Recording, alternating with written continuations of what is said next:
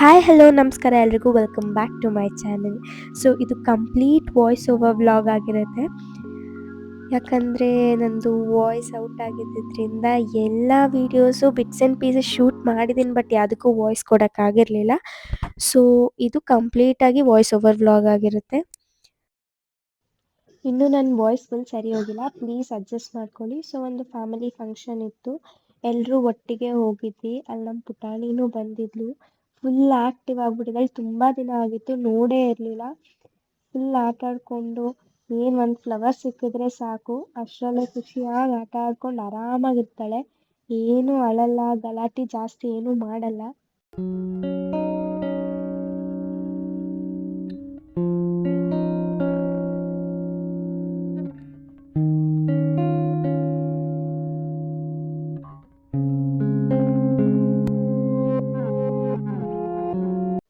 ಅಲ್ಲೊಂದು ಫ್ಲವರ್ ಸಿಕ್ಬಿಟ್ಟಿತ್ತು, ಅದನ್ನ ಇಟ್ಕೊಂಡು ಆಟ ಆಡ್ತಾ ಇದ್ಲು. ಚಿಕ್ಕಿ ಕೊಡು ಅಂದ ತಕ್ಷಣ ನನಗೆ ಕೊಡಕ್ಕೆ ಬರ್ತಾ ಇದ್ಲು. ಅವಳು ಕ್ಯಾಮ್ರಾ ಅಡ್ಡ ಇದೆ ಅಂತ ಗೊತ್ತಿದ್ರು ಏನಿಲ್ಲ ತಗೋ ತಗೋ ಅನ್ನೋ ಥರ ಕೊಡಕ್ಕೆ ಬರ್ತಾಳೆ.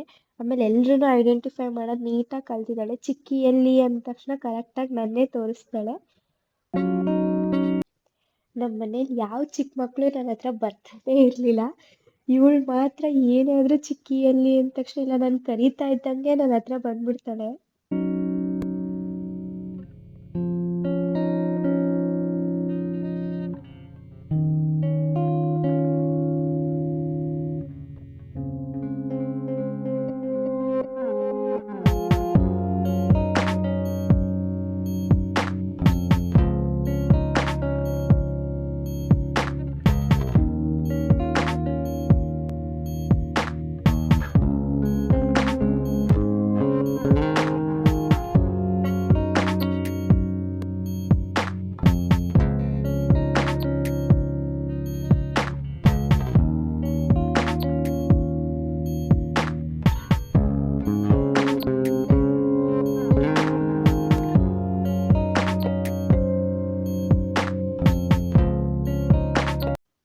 ಜ್ಯೂಸ್ ಸಿಕ್ಬಿಟ್ಟಿತ್ತು, ಕುಡಿಬೇಕು ಅಂತ ತಗೊಂಡು ಬಂದು ನನ್ನ ಹತ್ರ ಕೊಟ್ಬಿಟ್ಟು ಓಪನ್ ಮಾಡಿಕೊಡು ಅಂತ ಬೇರೆ ಕೊಡ್ತಾ ಇದ್ಲು. ಆಮೇಲೆ ಅಲ್ಲಿಂದ ಊಟ ಮಾಡಿಕೊಂಡು ನಾವು ಲ್ಯಾಂಡ್ ನೋಡೋಕ್ಕೆ ಅಂತ ಹೋಗಿದ್ದು. ಸೊ ನಮ್ಮ ಮಾವ ಮದ್ದೂರಲ್ಲಿ ಒಂದು ತೋಟ ತೊಗೊಂಡಿದ್ದಾರೆ. ನಾನು ಯಾವತ್ತೂ ಆ ಥರ ತೋಟ ಅದೆಲ್ಲ ನೋಡಿರಲಿಲ್ಲ. ಸೊ ಹೋಗ್ಬೇಕಾದ್ರೆ ನನಗೆ ಫುಲ್ ಖುಷಿ ಆಗ್ತಾಯಿತ್ತು, ಯಾವ ಥರ ಇರುತ್ತೆ ಏನು ಅಲ್ಲಿ ಹೋಗಿ ನೋಡಬೇಕು ಅಂತ. ಅದಿದ್ದು ಮದ್ದೂರು ಹತ್ರ. ಅಲ್ಲಿ ಹೋಗಿ ರೀಚ್ ಆದ್ವಿ. ಅಲ್ಲಿ ರೀಚ್ ಆದ್ಮೇಲೆ ನೋಡ್ತೀನಿ ಸುತ್ತಮುತ್ತ ಕಂಪ್ಲೀಟ್ ಟಿಪಿಕಲ್ ಹಳ್ಳಿ ಥರನೇ ಇದೆ. ಒಂದು 2-3 ಮನೆ ಮಾಡ್ರನ್ ಹೌಸಸ್ ಕನ್ಸ್ಟ್ರಕ್ಟ್ ಮಾಡಿದ್ದಾರೆ, ಬಟ್ ಫುಲ್ ಒಳಗೆ ಹೋಗ್ತಾ ಹೋಗ್ತಾ ಡೀಪಾಗಿ ಕಂಪ್ಲೀಟ್ ಹಳ್ಳಿ ಅನ್ನೋ ಫೀಲು ಚೆನ್ನಾಗಿತ್ತು ಅಲ್ಲಿ. ನಾವು ಹೋಗಿದ್ದು ಈವ್ನಿಂಗ್ ಟೈಮ್ ಆಗಿದ್ದರಿಂದ ಅಲ್ಲಿ ಹಸು ಎಲ್ಲ ಮೇಯ್ಸ್ಕೊಂಡು ಬರ್ತಿದ್ರು.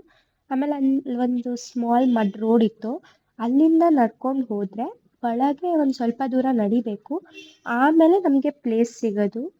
ಈ ಥರ ರೋಡೆಲ್ಲ ನಾನು ನಡೆದೇ ಇರಲಿಲ್ಲ. ಆಮೇಲೆ ಇಲ್ಲಿ ಆ ಕಡೆ ಇನ್ನೊಬ್ಬರು ಅವ್ರ ಸ್ಪೇಸಲ್ಲಿ ಕಬ್ಬೆಲ್ಲ ಬೆಳೆದಿದ್ರು. ಅದನ್ನ ತೊಗೊಂಡು ಟ್ರ್ಯಾಕ್ಟ್ರೆಲ್ಲ ಬಂದು ಅಲ್ಲಿ ಕೊಚ್ಚೆ ಬೇರೆ ಆಗೋಗಿತ್ತು. ಏನೋ ಒಂಥರ ಹೊಸ ಥರ ಅಡ್ವೆಂಚರ್ ಫೀಲಿಂಗ್ ಥರ ಅನಿಸ್ತಾ ಇತ್ತು. ಜೋಳ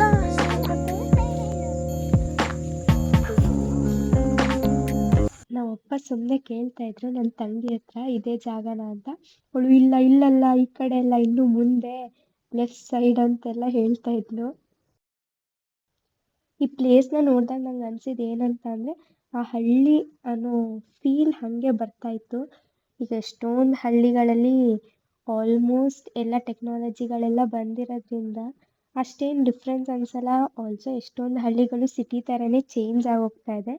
ಬಟ್ ಇಲ್ಲಿ ವೆದರು ಇದ್ದಿದ್ದು ಪಕ್ಕ ಹಳ್ಳಿ ಸ್ಟೈಲ್ ಅನ್ನೋದು ಅಲ್ಲಿ ಗೊತ್ತಾಗ್ತಾ ಇತ್ತು. ಚೆನ್ನಾಗಿತ್ತು ಆ ನೇಚರ್ ಮಧ್ಯ, ಫುಲ್ ಕಾಮಾಗಿತ್ತು. ಇದನ್ನು ನೋಡಿದಾಗ ನಂಗೆ ಅನಿಸ್ತಾ ಇತ್ತು, 1 ತಿಂಗಳು ಯಾವ್ದಾರು ಹಳ್ಳಿಗೆ ಹೋಗ್ಬಿಟ್ಟು ಅಲ್ಲಿ ಆರಾಮಾಗಿದ್ದು ಪೀಸ್ಫುಲ್ಲಾಗಿ ಮೈಂಡ್ ಕಾಮ್ ಮಾಡ್ಕೊಂಡು ಬರಬೇಕು ಅಂತ.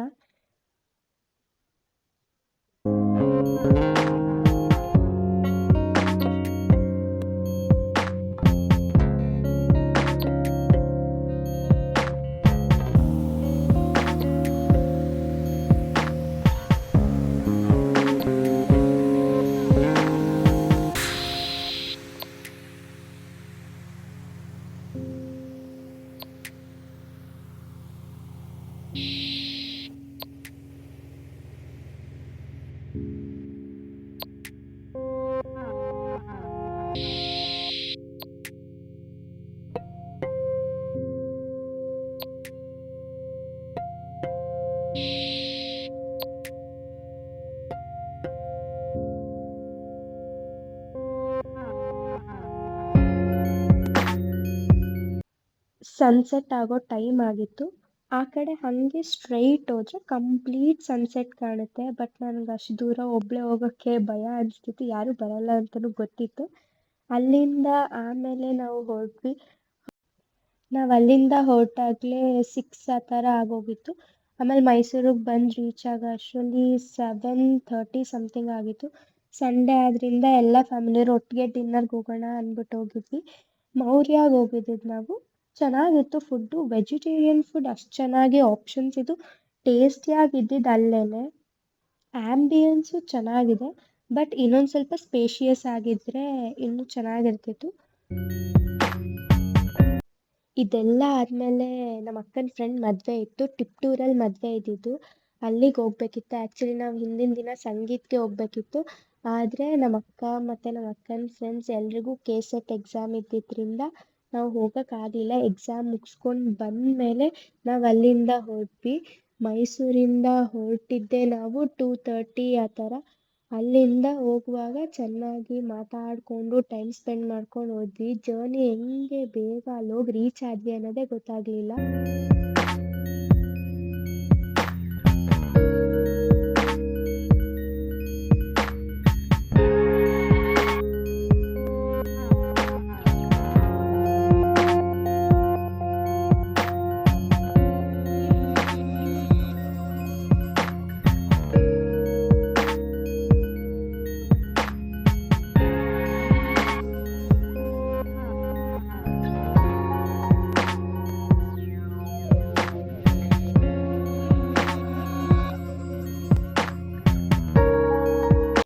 ಯಾಕೆಲ್ಲ ಈ ಥರ ರಿಯಾಕ್ಟ್ ಮಾಡಿದ್ದಾರೆ ವೀಡಿಯೋಲಿ ಅಂತ ಅಂದ್ಕೋಬೇಡಿ. ಸಾಂಗ್ ಪ್ಲೇ ಮಾಡಿದ್ವಲ್ಲ, ಸಾಂಗ್ ಪ್ಲೇ ಮಾಡಿದ್ನ ನಾವೇ ಫುಲ್ಲು ಫೀಲ್ ಮಾಡ್ಕೊಂಡು ಆಡ್ತಾ ಇದ್ದಿದ್ದರಿಂದ ಅದು ಆ ಥರ ಬಂದಿದೆ ಅಷ್ಟೇ ವೀಡಿಯೋ.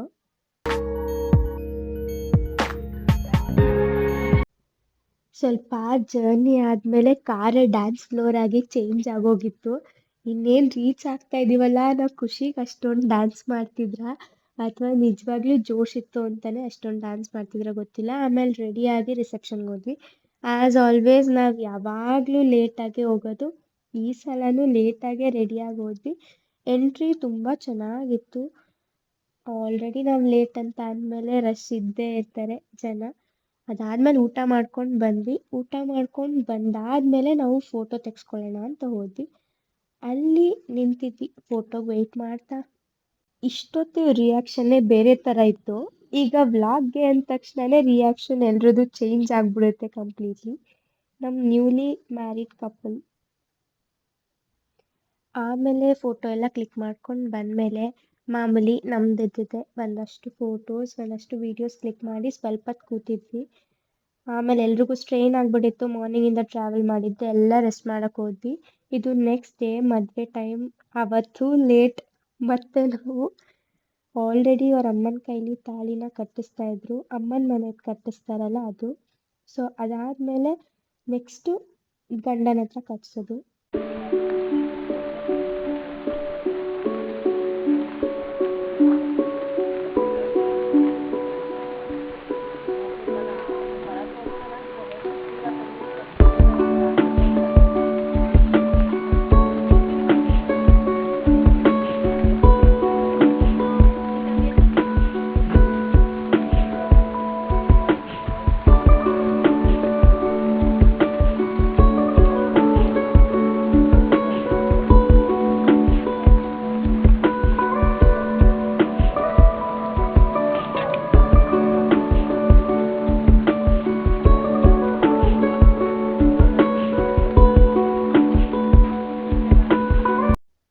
ಇವಾಗ ಹುಡುಗಿ ಅಪ್ಪ ಧಾರೆ ಎರಿತಾರಲ್ಲ, ಸೊ ಅದು ಧಾರೆ ಎರಿತಾ ಇದ್ದಾರೆ.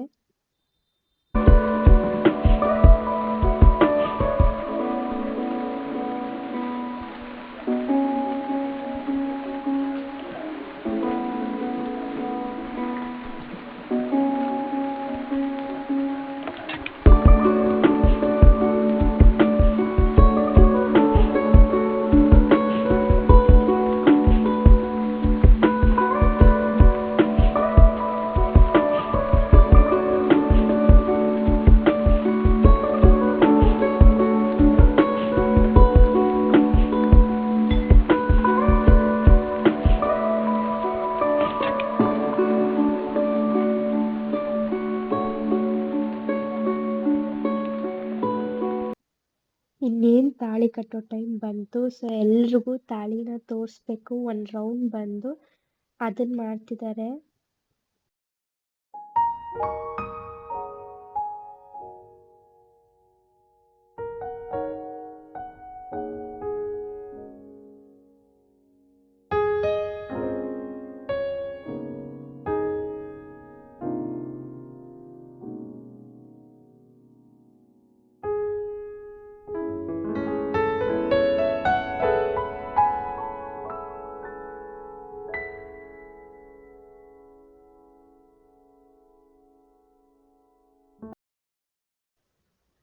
ಪರ್ಫೆಕ್ಟ್ ಮೂಮೆಂಟ್ ಅಂತ ಕರೀತಾರಲ್ಲ, ಆ ಥರ ಅಂತ ಅನಿಸ್ತಾ ಇದೆ.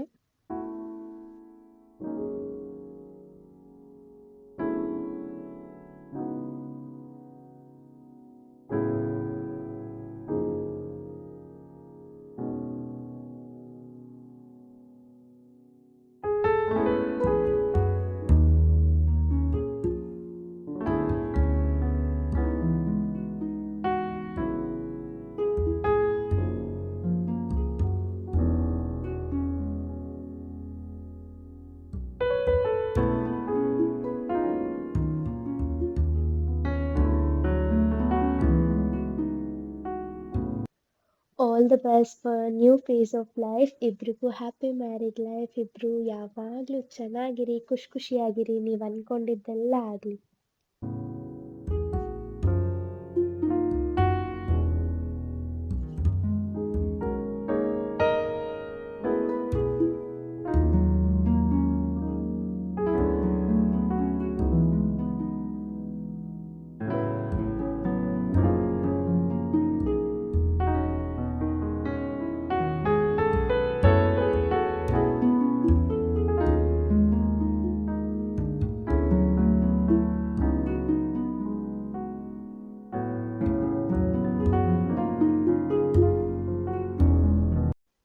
ಇವಾಗ ಆ 3 ಗಂಟು ಏನು ಹಾಕಿದ್ದಾರೆ ಅದಕ್ಕೆ ಅರಿಶಿನ ಕುಂಕುಮ ಇಟ್ಟು ಪೂಜೆ ಮಾಡಿಸ್ತಾರೆ. ಸೊ ಅಲ್ಲಿಗೆ ಅರಿಶಿನ ಕುಂಕುಮನ ಇಡ್ತಾ ಇದ್ದಾರೆ.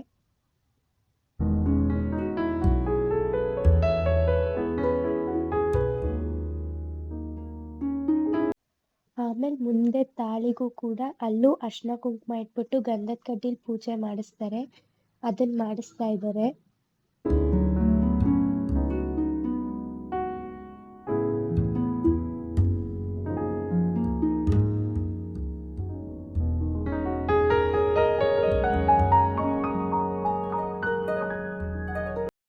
ಇದನ್ನ ನೋಡ್ಕೊಂಡು ಎಲ್ಲರೂ ತಿಂಡಿ ತಿನ್ಕೊಂಡು ಬರಕ್ಕೆ ಹೋಗಿದ್ವಿ. ತಿಂಡಿ ತಿನ್ಕೊಂಡು ಬಂದು ಕೂತಿದ್ವಿ.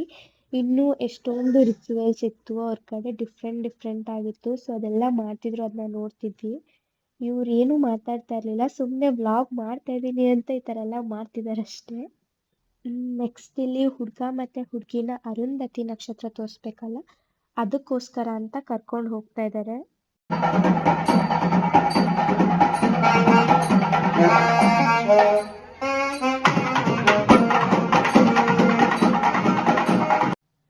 ಸೂರ್ಯ ದೇವಂಗೆ ಪೂಜೆ ಮಾಡಿಸ್ತಾ ಇದ್ದಾರೆ. ಇಲ್ಲಿ ಮಂಗಳಾರತಿ ಮಾಡಿಸ್ತಾ ಇದ್ರು ಸೂರ್ಯಂಗೆ.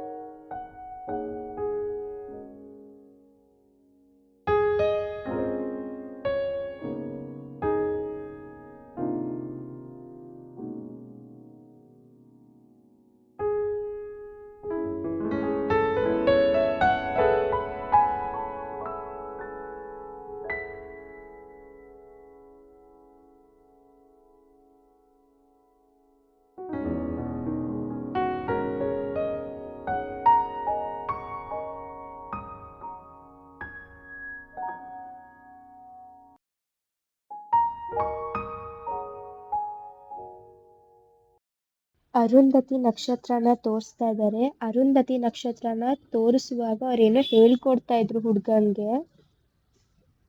ಅದೇನೋ ಕೇಳಕ್ ಹೇಳ್ತಾ ಇದ್ರು. ಹುಡ್ಗಿ ಹತ್ರ ಹೂ ಹೂ ಅಂತ ಹೇಳಿಸ್ತಾ ಇದ್ರು.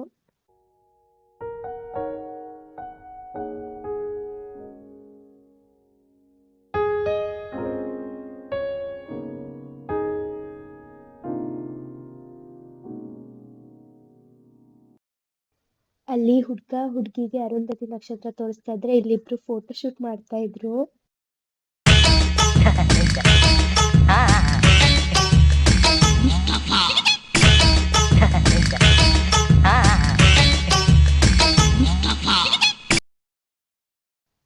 ಅದಾದ್ಮೇಲೆ ಹುಡ್ಗ ಹುಡ್ಗಿಗೆ ಅರುಂಧತಿ ನಕ್ಷತ್ರ ತೋರಿಸ್ತಾ ಇರೋ ತರ ಪಿಕ್ಚರ್ ಕರೆಕ್ಟಾಗಿ ಕ್ಲಿಕ್ ಮಾಡಬೇಕು ಅಂದ್ಬಿಟ್ಟು ಫೋಟೋಗ್ರಾಫರ್ ಅವ್ರಿಗೆ ಎಲ್ಲಾನು ಹೇಳ್ಕೊಡ್ತಾ ಇದ್ರು, ಲೈಕ್ ಪೋಸಸ್ ಯಾವ ತರ ಅಂತ.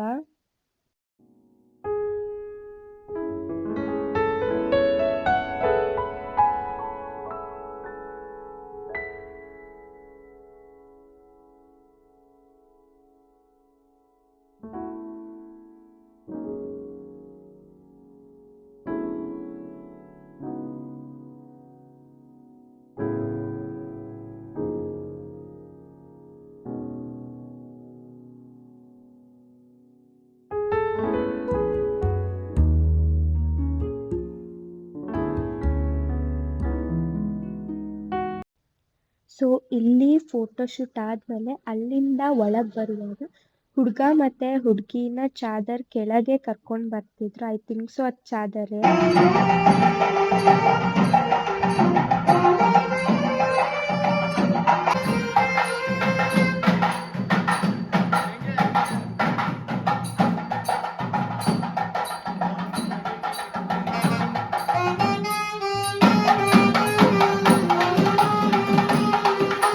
ಅಲ್ಲಿ ಒಬ್ರು ಆಂಟಿ ಡ್ಯಾನ್ಸ್ ಮಾಡ್ತಿರಲ್ಲ ಆ ಥರ ಡ್ಯಾನ್ಸ್ ಮಾಡ್ತಾರಂತೆ. ಇದ್ರ ಮುಂದೆ ನಂಗೆ ಗೊತ್ತೇ ಇರಲಿಲ್ಲ, ಅವತ್ತೇ ನೋಡಿದ್ದು. ಚೆನ್ನಾಗಿತ್ತು, ಎಂಜಾಯ್ ಮಾಡಿದ್ವಿ, ನಾವು ಎಲ್ಲ ಡ್ಯಾನ್ಸ್ ಮಾಡಿದ್ವಿ.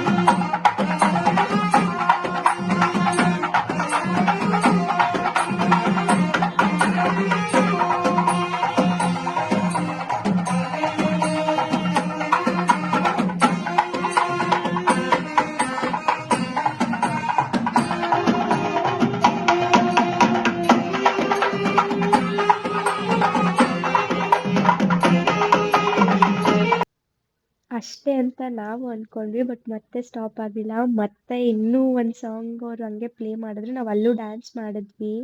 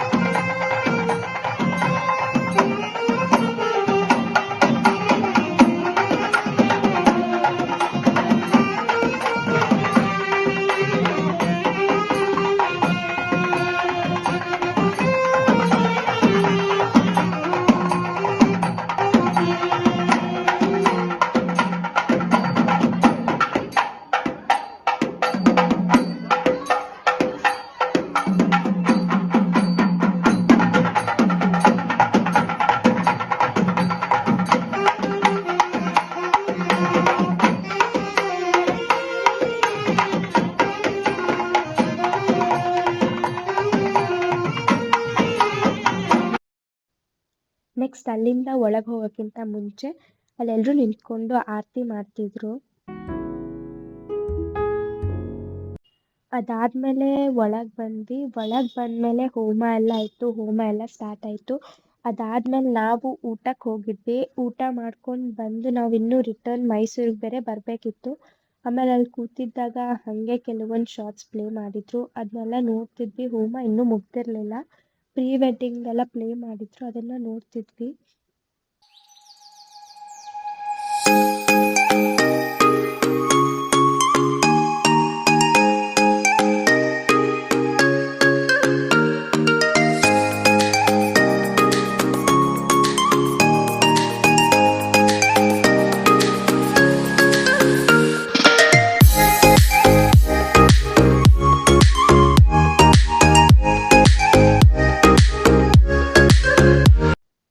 ಇವ್ರ ಮದ್ವೆಗೆ ಬರೋಕ್ಕಾಗಿರಲಿಲ್ಲ ಅಂದ್ಬಿಟ್ಟು ಅವ್ರು ಗಿಫ್ಟ್ ಕೊಟ್ಟಿದ್ರು, ಸೊ ಹಂಗೆ ಶೂಟ್ ಮಾಡಿದೆ. ಅದಾದ್ಮೇಲೆ ಅಲ್ಲಿಂದ ನಾವು ಮೈಸೂರಿಗೆ ಬರಬೇಕಿತ್ತು. ಊಟ ಆದ್ರಿಂದ ಹೊರಟ್ವಿ. ಸೊ ಅವರೇ ನಮ್ಮನ್ನ ಮದ್ದೂರ್ವರೆಗೂ ಡ್ರಾಪ್ ಮಾಡಿದ್ರು. ಮದ್ದೂರು ಬಸ್ ಹತ್ತಿದ್ವಿ. ಬಸ್ ಏನೋ ಖಾಲಿ ಇತ್ತು, ಬಟ್ ನಮ್ಮ ಲಗೇಜ್ ಹೆವಿ ಇತ್ತು, ಅದನ್ನ ಇಟ್ಕೊಂಡು ಬರೋ ಅಷ್ಟ್ರಲ್ಲಿ ಹೆಕ್ಟಿಕ್ ಅನಿಸ್ಬಿಡ್ತು. ಅದಾದ್ಮೇಲೆ ಬರೋವಾಗ ಸನ್ಸೆಟ್ ಎಲ್ಲ ಆಗ್ತಿತ್ತು, ಚೆನ್ನಾಗಿತ್ತು ವೆದರ್ ಕೂಡ. ಅದಾದ್ಮೇಲೆ ಮೈಸೂರಿಗೆ ಬಂದಮೇಲೆ ಮೈಸೂರಿಂದ ಅಪ್ಪ ಪಿಕಪ್ ಮಾಡಿ ಮನೆಗೆ ಕರ್ಕೊಂಡು ಬಂದರು. That's it for this vlog. ಈ ವ್ಲಾಗಲ್ಲಿ ಅಷ್ಟೊಂದು ಏನು ಪ್ರಾಪರಾಗಿ ಎಡಿಟ್ ಮಾಡೋಕ್ಕಾಗಿಲ್ಲ, ಬಟ್ ನೆಕ್ಸ್ಟ್ ಬರೋ ವ್ಲಾಗ್ಸ್ ಖಂಡಿತ ಎಂಟರ್ಟೈನಿಂಗ್ ಆಗಿರುತ್ತೆ. If you like this video don't forget to like, share, comment, subscribe ಮಾಡೋದು ಮಾತ್ರ ಮರಿಬೇಡಿ. ಸಬ್ಸ್ಕ್ರೈಬ್ ಮಾಡಿ, ಸಪೋರ್ಟ್ ಮಾಡಿ.